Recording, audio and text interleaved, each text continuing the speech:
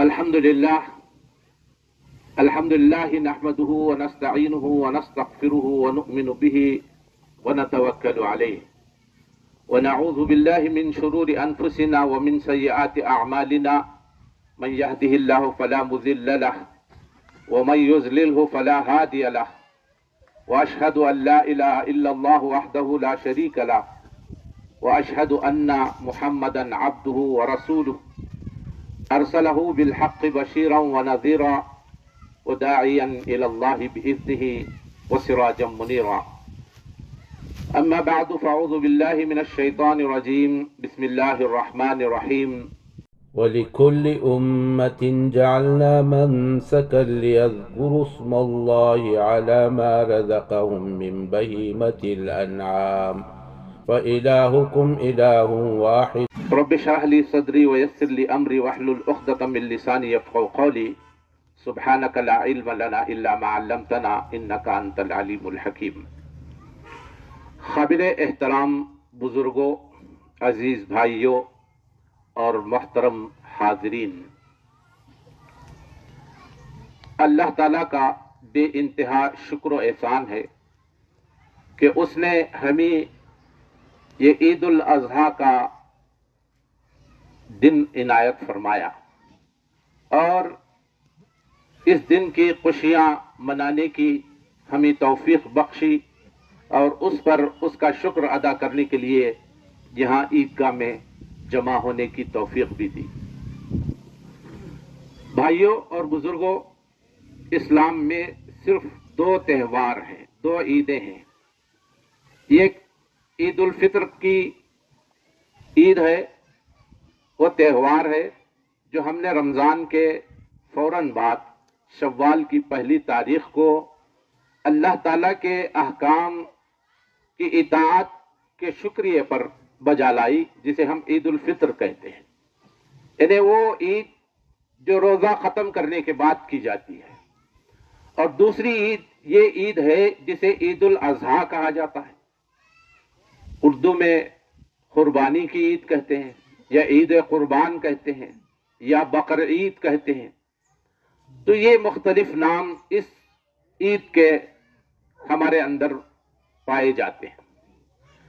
یہ عید کس لیے کی جاتی ہے، یہ عید کے پیچھے کیا اغراض و مقاصد ہیں، ہم سب اس سے واقف ہیں.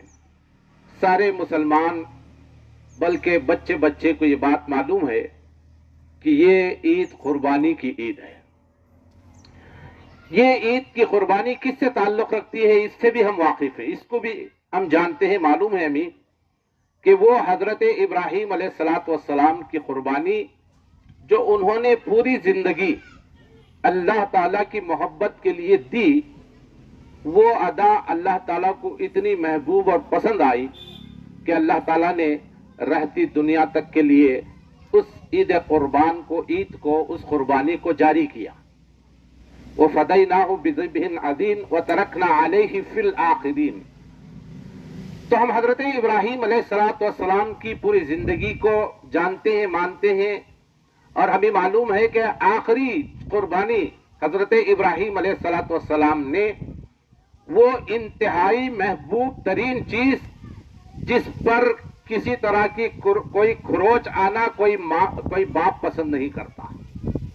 کوئی گزن، کوئی تکلیف، کوئی مصیبت اس چیز کو پہنچے، یہ بات پر بھی پسند نہیں کرتا کوئی باپ. ایسی چیز کی قربانی اللہ تعالیٰ نے آخری میں حضرت ابراہیم علیہ السلام سے مانگی، اور وہ قربانی تھی آپ کے اکلوتے اور پہلوتے بیٹے حضرت اسماعیل علیہ السلام کی. کسی اور چیز کی نہیں، کسی جانور کی نہیں، کسی گائے کی، بکری کی، اونٹ کی قربانی کا مطالبہ اللہ تعالیٰ نے نہیں کیا. یہ تو بڑی آسان چیز ہے. اللہ تعالیٰ نے اللہ کے رسول حضرت ابراہیم علیہ السلام سے اس بات کا مطالبہ کیا کہ اے ابراہیم، دنیا کو یہ بتا دو کہ توحید کا ماننے والا، اللہ کو ماننے والا، اللہ کا چاہنے والا کیا ہوتا ہے دنیا کے اندر. اس کی مثال قائم کر دو، بے نظیر مثال، ایسی مثال کہ رہتی دنیا تک لوگ یاد کریں کہ اللہ کے لیے اللہ کی محبت میں انسان اس حد تک بھی پہنچ سکتا ہے کہ اللہ تعالیٰ نے اگر مطالبہ کیا کہ اپنی اولاد کو اپنے بیٹے کو بھی قربان کر دے تو اس کے لیے بھی ایک اللہ کو ماننے والا کبھی پیچھے نہیں ہٹتا. یہ سبق ہم نے سیکھا ہے حضرت ابراہیم علیہ السلام کی زندگی سے. پورے واقعات حضرت ابراہیم علیہ السلام کے قرآن مجید میں مختلف مقامات پر بیان کیے گئے ہیں. سورہ صافات کے اندر تعالیٰ نے اس قربانی کا جو منظر ہے وہ ہمارے سامنے کھینچا ہے. فلما بلغ معه السعي قال إني أرى في المنام أني أسبحك فانظر ماذا ترى قال يا أبت افعل ما تؤمر ستجدني إن شاء الله من الصابرين. جب بچہ ہمیں معلوم ہے کہ حضرت ابراہیم علیہ السلام ابتدا سے کیا کیا قربانیاں دی. بت پرستی کے خلاف اپنے گھر سے آواز اٹھائی, شرک کے خلاف اپنے گھر سے اپنے باپ سے آواز اٹھائی, اس کی دعوت کا آغاز اپنے گھر سے کیا. جہاں ہمارے لیے سب سے بڑی کٹھنائی سب سے بڑی مشکل یہ پیش آتی ہے توحید پر چلنے کے لیے, ہم جب توحید کا ذکر کرتے ہیں تو کہتے ہیں کہ نہیں ہمارے گھر والے نہیں مانتے, ہمارے گھر میں نہیں مانتے, ہمارے گھر کی یہ رسم و رواج نہیں ہے, ہماری خاندانی روایات یہ ہیں. حضرت ابراہیم علیہ السلام نے بتایا کہ قربانی یہ ہے کہ آدمی اپنے خاندان سے اپنے گھر سے اپنے اہل و عیال سے اس توحید کے دعوت کا آغاز کرے. حضرت ابراہیم علیہ السلام نے کیا. کس سے کیا؟ باپ سے, اپنے باپ سے. ہم جب اللہ کی بات آتی ہے تو بہانہ بناتے ہیں کہ بڑوں کو کیسے ہم جواب دے سکتے ہیں, بڑوں کو کیسی بات بول سکتے ہیں. حق بات کہنے کے لیے نہ کوئی بڑا ہے نہ کوئی چھوٹا ہے. اللہ کے آگے کوئی بڑا نہیں ہے. سب سے بڑا تو وہ ہے جب اللہ کی بے عزتی ہو سکتی ہے, اللہ کی بے حرمتی ہو سکتی ہے, اللہ کی بے ادبی ہو سکتی ہے, اللہ کے احکام کی خلاف ورزی معصیت نافرمانی ہوتی ہے, تو وہاں اللہ کے سوا کوئی بڑا نہیں ہے. اللہ اکبر اللہ اکبر, یہی تو تکبیر ہم نے بیان کی. اللہ بڑا ہے, اللہ بڑا ہے. لا الہ الا اللہ اللہ اکبر, اللہ کے سوا کوئی معبود نہیں, محمد صلی اللہ علیہ وسلم اس کے رسول ہیں, اور تمام تعریفیں اللہ ہی کے لیے. تو اللہ کی معصیت کے مقابلے میں دنیا کی کوئی چیز معنی نہیں رکھتی, کوئی حیثیت اس کی نہیں ہے, کوئی بڑا نہیں ہے. یہ بتایا حضرت ابراہیم علیہ السلام نے. جب بات اللہ کی نافرمانی کی آئے تو باپ نہیں, کوئی باپ نہیں, کوئی ماں نہیں, کوئی اور بڑا نہیں ہے.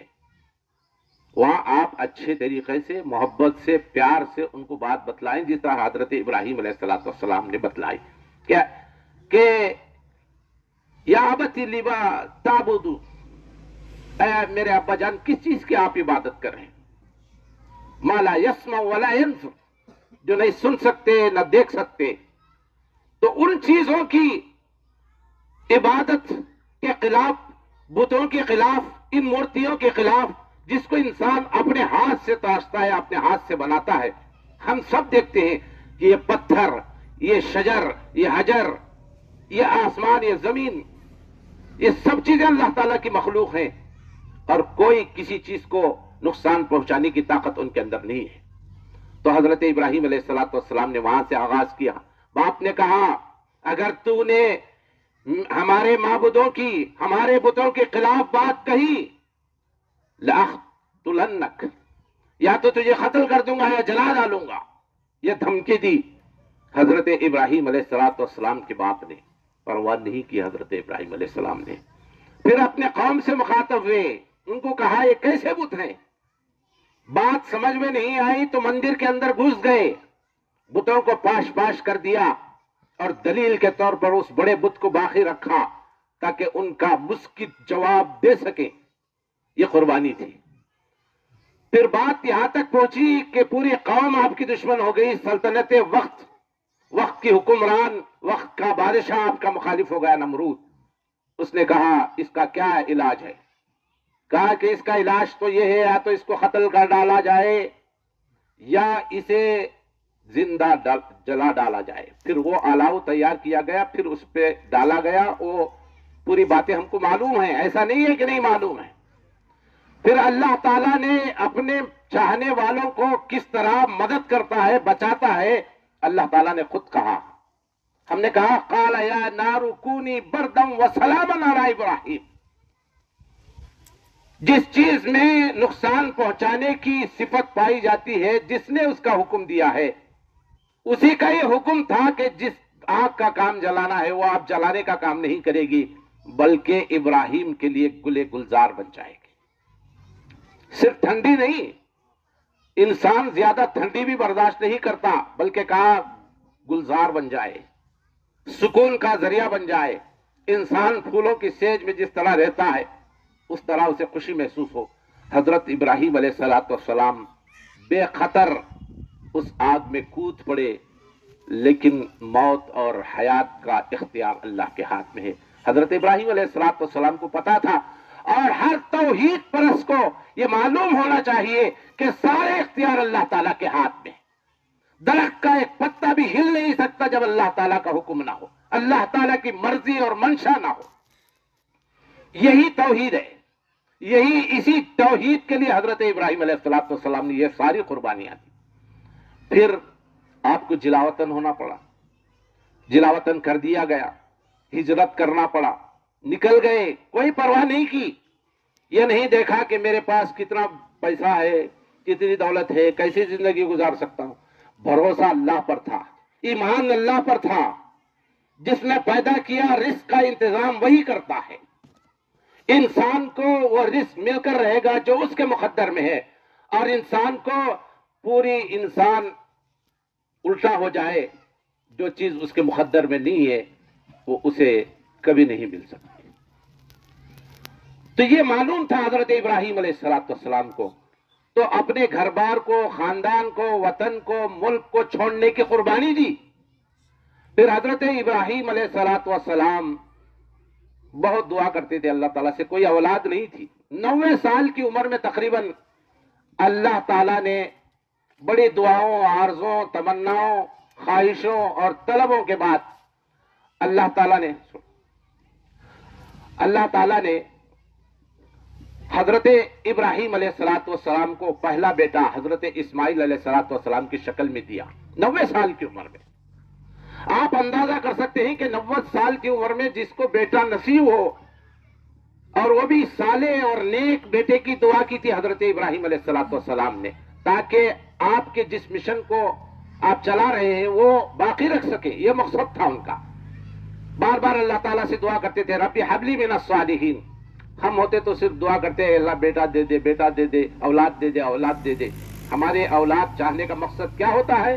ہماری اولاد کے چاہنے کا مقصد یہ ہوتا ہے کہ وہ اولاد میرے بڑھاپے کا سہارا بنے، میرے پیٹھ کا ٹیکا بنے، میرے بڑھاپے میں میرا کام آئے، میری مدد کرے، میرا تعاون کرے، میری دیکھ بھال کرے۔ حضرت ابراہیم علیہ السلام کا مقصد یہ نہیں تھا۔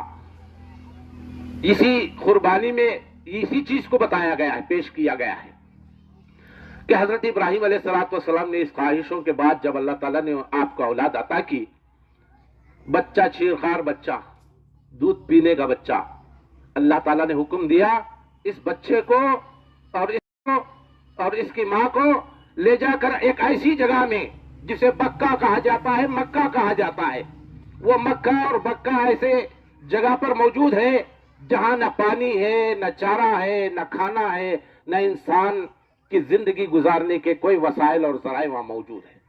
انسان تو انسان، وہاں جانور بھی جینا مشکل ہے۔ ایسی جگہ میں اللہ تعالیٰ نے حکم دیا، لیکن حضرت ابراہیم علیہ السلام وہاں پیچھے نہیں ہٹے۔ اللہ کا حکم تھا، چھوڑ کے واپس پلٹنے لگے۔ آپ کی اہلیہ نے، آپ کی بیوی نے پوچھا کہ ہمیں چھوڑ کر اس بے آب و گیا سنگلاخ جگہ میں، اس صحرا میں چھوڑ کے ہمیں کہاں جا رہے ہیں؟ آپ نے جواب نہیں دیا، حضرت ابراہیم علیہ السلام نے جواب نہیں دیا، بلکہ 3 مرتبہ جب حضرت حاجرہ علیہ السلام نے یہ بات دہرائی، اور چوتھی بات انہوں نے کہا کہ کیا یہ اللہ تعالیٰ کے حکم سے آپ یہ کر رہے ہیں؟ تو حضرت ابراہیم علیہ السلام اس وقت پلٹے اور کہا کہ ہاں ہاں، یہ میں اللہ کے حکم سے کر رہا ہوں۔ تو اس بندی خدا نے جو آپ کی ہم سفر تھی، خیالوں میں بھی فکروں میں بھی ہر طرح سے آپ کی ہم خیال تھی، اس نے کہا اگر اللہ کے حکم سے چھوڑے جا رہے ہو تو ہمیں کوئی پرواہ نہیں، کسی بات کا خوف نہیں، ہمیں اطمینان ہے اللہ تعالیٰ ہمیں یہاں سکون سے زندگی عطا کرنے کا موقع دے گا۔ پلٹ کر چلے گئے۔ پھر وہ معاملہ آیا جب اپنے پاس لے جائی گئی کھجوریں اور پانی ختم ہوا، بچہ پانی کی پیاس سے بلکنے لگا۔ حضرت ہاجرہ علیہ السلام نے دیکھا کہ بچے کو پانی کی سخت پیاس لگی ہے، بچہ اگر پانی نہیں دیا جائے تو مر جائے گا۔ دوڑ لگائی، کبھی صفا پہ چڑھی، کبھی مروہ پہ دوڑ لگائی۔ یہی صحیح بین الصفا والمروہ کا ذکر ہے جو انسانوں کو یاد دلاتا ہے کہ ایک ماں اپنی اولاد کے لیے، اپنے بچے کو بچانے کے لیے کس طرح دوڑ لگائی۔ وہ ارکان ادا کرو، حج کے ارکان میں شامل کر دیے گئے اس کو۔ پھر ندائی، دیکھو اپنے بچے کے ایڑیا رگڑنے کی جگہ سے پانی نکل رہا، بار بار بچے کے پاس آ کے دیکھتی تھی، پھر دوڑتی تھی۔ کہیں کوئی مسافر، کوئی سفر کا قافلہ آ رہا ہو تو کہیں کچھ پانی مانگ لے اور بچے کی جان بچا لے، یہ مقصد تھا۔ کہیں کوئی انسان نظر نہیں آتا، اس راستے سے تو مسافر بھی نہیں گزرتے تھے، کیونکہ ایسے سنگلاخ جگہ تھی جہاں کہیں پانی کا نشان نہیں ہوتا تھا۔ ہمیں معلوم ہے کہ وہ زمانے میں لوگ سفر جب کرتے تھے تو پانی کی جگہوں سے، پانی کی گھاٹ کے کنارے سے ہو کر گزرا کرتے تھے تاکہ سفر میں کوئی مشکل نہ پیش آ جائے، پانی کی ضرورت محسوس نہ ہو جائے، لیکن وہاں سے تو کوئی قافلہ بھی نہیں گزرتا تھا۔ حضرت ہاجرہ علیہ السلام نے جب دیکھا کہ بیٹے اسماعیل کے ایڑیا رگڑنے کی جگہ سے پانی نکل رہا ہے تو فوراً وہاں پہنچ کر اس طرح کٹا باندھنے لگی۔ جب پانی نکلنے جاتا ہے تو ہم جس طرح کٹا باندھتے ہیں، مٹی جمع کر کے اسے جمع کرنے کی کوشش کرتے ہیں، پانی کو روکنے کی کوشش کرتے ہیں، اسی کا نام زمزم ہے۔ انہوں نے کہا زم زم، عبرانی یا سریانی زبان میں اس کا معنی ہے رک جا رک جا رک جا۔ تو حضرت ہاجرہ علیہ السلام نے مٹی کے ڈھیر کے ذریعے سے اس پانی کو جمع کرنے کی کوشش کی اور کہا کہ پانی رک جا رک جا۔ وہ ایسا متبرک پانی، اللہ کا ایک کرشمہ، آج تک قیامت تک وہ سلسلہ جاری رہے گا، اور ساری دنیا کے مسلمان آتے ہیں وہاں سے فائدہ اٹھا کے جاتے ہیں۔ پوری دنیا میں وہ پانی پہنچ رہا ہے، لیکن پانی ہے کہ آج تک کبھی ختم نہیں ہوا، کبھی کمی محسوس نہیں کی گئی۔ یہ اللہ کا کرشمہ۔ اللہ اپنے چاہنے والوں کو اس طرح دیتا ہے، اپنے بھروسہ کرنے والوں پر، اپنے توکل کرنے والوں کو ایسے نوازتا ہے۔ کذالک نجزی المحسنین، نیکوکاروں کو ہم ایسا ہی بدلہ دیتے ہیں، اللہ تعالیٰ کہتا ہے۔ پھر یہ بچہ جب کچھ چلنے پھرنے دوڑنے کے قابل ہوا، 10-12 سال کی عمر، اللہ تعالیٰ نے حضرت ابراہیم علیہ السلام کو خواب دکھایا، اور انبیاء کرام کا خواب حکم اور وحی کا مقام رکھتا ہے، وحی کی حیثیت رکھتا ہے۔ میرا اور آپ کا خواب کوئی معنی نہیں ہوتا، وہ معدے کی خرابی سے بھی ہو جاتا ہے، الٹپ خوابیں پڑھتے ہیں، اس کی کوئی حیثیت نہیں ہے۔ لیکن انبیاء کا خواب وحی کی قسم میں سے، اللہ کے احکام میں سے اس شامل ہے، اس پر عمل کرنا نبی کے لیے ضروری ہوتا ہے۔ تو حضرت ابراہیم علیہ السلام نے خواب میں دیکھا کہ اپنے بیٹے کو ذبح کر رہے ہیں، فوراً نکل گئے اللہ تعالیٰ کے حکم کی اطاعت کرنے کے لیے، پہنچے، بیٹے کو بتائے بغیر لے کر اپنے گھر سے میدان میں نہیں چلے گئے۔ کیوں؟ یہ سبق دینا چاہتے تھے کہ اپنی اولاد کو بھی ادب سکھاؤ، اپنی اولاد کو بھی اطاعت کا جذبہ اپنے اس کے اندر بیدار کرو، اللہ کے لیے وہ بھی قربان ہونے کے لیے تیار ہو جائے۔ یہ جذبہ، اسی جذبے کے تحت حضرت ابراہیم علیہ السلام نے دعا کی تھی اللہ تعالیٰ سے، ربی حبلی من الصالحین، نیک و کار اولاد کی دعا کی تھی، صرف اولاد کی دعا نہیں کی تھی حضرت ابراہیم علیہ السلام نے۔ تو آ کے حضرت ابراہیم علیہ السلام نے اپنے بیٹے کے پاس اس کا ذکر کیا، انی ارا فلم یا بنی انی ارا فی المنام انی اذبحک فانظر ماذا تری۔ بیٹے کو معلوم تھا کہ اللہ کہ آپ رسول ہیں، اللہ کی اطاعت کرتے ہیں, اللہ کے مانتے ہیں, اللہ کا حکم بجا لاتے ہیں. تو بیٹے کے سامنے بتایا کہ بیٹا دیکھ, اللہ تعالیٰ نے مجھے حکم دیا ہے کہ میں تجھے ذبح کروں. بیٹے نے ذرا کوئی اعتراض کی, ذرا کوئی نفرت کی, بیزارگی کی, نافرمانی کا کوئی شائبہ تک حضرت اسماعیل علیہ الصلوۃ والسلام کے پیشانی پر نظر نہیں آیا. یہ فیضان نظر تھا یا کہ مکتب کی کرامت تھی، سکھائی کس نے اسماعیل کو آداب فرزندی.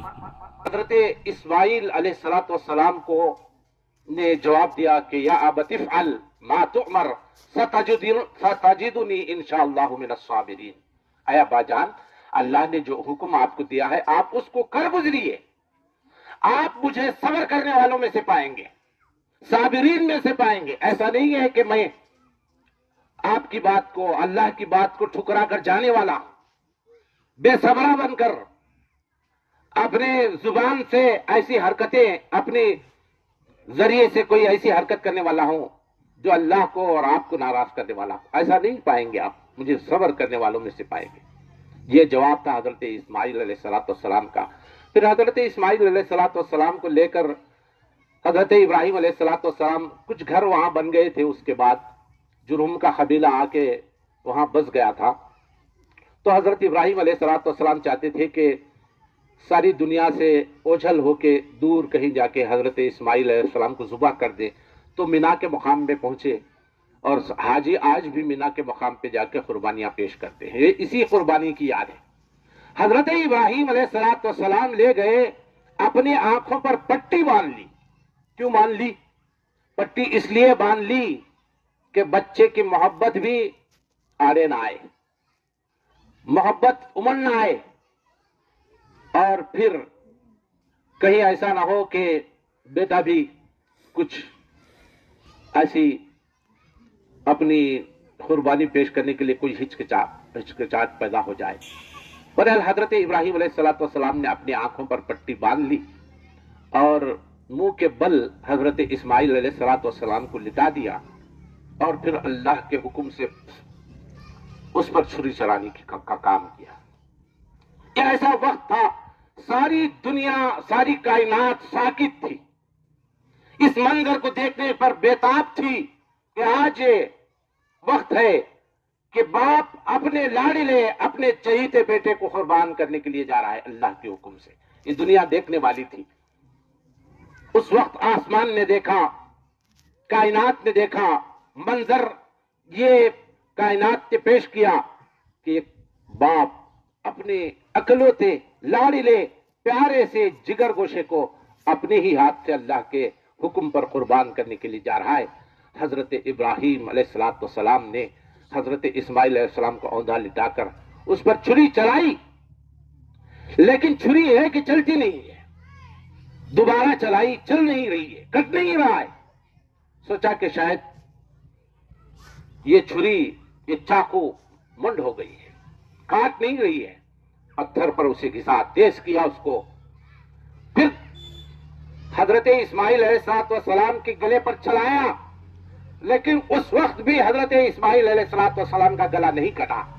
لیکن ندائی یا ابراہیم قد صدقت الرؤیا انا کذالک نجزی المحسنین. اے ابراہیم، تم نے اس آپ کو سچ کر دکھلایا جو تم کو جس میں تم کو حکم دیا گیا تھا. انا کذا وفدیناہ بذبح عظیم. پھر اللہ تعالیٰ نے کہا کہ ہم تو حضرت اسماعیل علیہ السلام کی قربانی نہیں چاہتے تھے، ہم تو تمہاری نیت، تمہارا ارادہ اور تمہارے اطاعت کے جذبے کو، اللہ کی رضا، اللہ کی محبت کتنی ہے دیکھنا چاہتے تھے. تم اس میں کامیاب ہو گئے، لہذا جنت سے ایک دمبا بھیجا. پھر حضرت اسماعیل علیہ السلام کی جگہ حضرت ابراہیم علیہ السلام نے اس دمبے کو ذبح کیا. پھر اللہ تعالیٰ نے کہا کہ ہم نے اس کو فدیے میں اسماعیل کے تمہیں دیا ہے، یہ قربانی تم نے کی، یہ ادا ہمیں اتنی پسند ہے. وَتَرَكْنَا عَلَيْهِ فِي الْآخِرِينَ. ہم آنے والے سارے توحید پرستوں کو یہ سنت جاری کریں گے تاکہ وہ بھی اپنے اندر اللہ کے لیے، اللہ کی رضا کے لیے، اللہ کی اطاعت کے لیے کس طرح قربانی دیں، کس طرح قربانی کا جذبہ اپنے اندر پیدا کریں، یہ دکھانا چاہتے ہیں۔ تو بھائی اور بزرگوں، اصل قربانی جانور کی قربانی دینا نہیں ہے۔ لَن يَنَالَ اللَّهُ اللُّحُومَهَا وَلَا دِمَاؤُهَا وَلَكِن يَنَالُهُ التَّقْوَىٰ مِنكُمْ۔ اللہ تعالیٰ کو نہ گوشت پہنچتا ہے نہ خون پہنچتا ہے۔ اللہ تعالیٰ کو کیا مطلوب ہے؟ اللہ تعالیٰ کو مطلوب تمہاری نیتیں ہیں۔ افسوس کی بات یہ ہے کہ جو چیز اللہ تعالیٰ کو مطلوب ہے وہی خراب کر کے ہم بھیج رہے ہیں۔ ہم نے جانور لا لیا، پورے گلیوں میں، پورے گاؤں میں ہم گھمائیں گے، لوگوں کو دکھائیں گے ہم نے اتنا بڑا، اتنا بہترین، اتنا قیمتی جانور لایا ہے۔ براہ کرم جب آپ اپنے جانوروں کو لائیں تو اس طرح کی نمائش کرنے کی ہرگز کوشش نہ کریں، یہ قربانی نہیں ہے۔ قربانی تو اللہ کی جناب میں پیش کرنے کے لیے لایا گیا ہے۔ گوشت تو ہم کھاتے ہیں، گوشت تو ہم اپنے رشتہ داروں میں، غریبوں میں تقسیم کرتے ہیں۔ یہ اللہ تعالیٰ کو ہماری اطاعت، ہماری قربانی ہمارے اندر کتنی پائی جاتی ہے یہ دیکھنا اللہ تعالیٰ چاہتا ہے۔ اس قربانی کے ذریعے سے اللہ تعالیٰ یہ چاہتا ہے کہ انسانوں کے اندر، خصوصاً اللہ کے ماننے والوں کے اندر یہ جذبہ پیدا ہو کہ قربانی یہ ہے کہ اللہ کا حکم ہو، اس میں انسان کو اپنی جان، اپنی مال، دنیا، ساری نقصانات برداشت کرنے پڑے تو انسان اس کو برداشت کر کے اللہ کی اطاعت کا جذبہ اپنے اندر پیدا کرے، یہی قربانی ہے۔ اگر ہم نے قربانی کر دی، ہماری اپنی انا کی قربانی نہیں دی، ہمارے اپنے نفس کو نہیں کچلا، ہمارے اپنے نفس کو ذبح نہیں کیا تو یہ کوئی قربانی نہیں ہے۔ قربانی یہی ہے کہ ہم اپنی انا کو کچلیں، ہمارے اندر پیدا ہونے والے وہ نفس کی شرارت کو کچلیں۔ یہی تو انا ہے جو ہمیں کبھی اپنے آپ کو بڑا کہہ کر اپنے اندر انانیت پیدا کرتی ہے۔ میں بڑا ہوں، میں بڑا، میں، میرا خاندان، میرا گھر، میں سپر ہوں۔ سپیرٹی اپنے آپ کو، اپنے خاندان کو سمجھتے۔ کوئی سپر نہیں ہے، کوئی سپیرٹی کسی کے لیے حاصل نہیں ہے۔ اللہ تعالیٰ کے نزدیک وہ ہم اللہ کے احکام کے تابع ہو کر زندگی گزاریں گے، اسلام کے مطیع و فرمانبردار بن کے ہم زندگی گزاریں گے۔ اللہ تعالیٰ مجھے اور آپ کو اس بات کی توفیق دے کہ ہم اس قربانی کے اس مقصد کو پہچانے جو حضرت ابراہیم علیہ السلام نے پیش کی، اور اس جذبے کو اللہ تعالیٰ ہمارے اندر پیدا فرمائے۔ وما توفیق الا باللہ، وآخر دعوانا ان الحمدللہ رب العالمین۔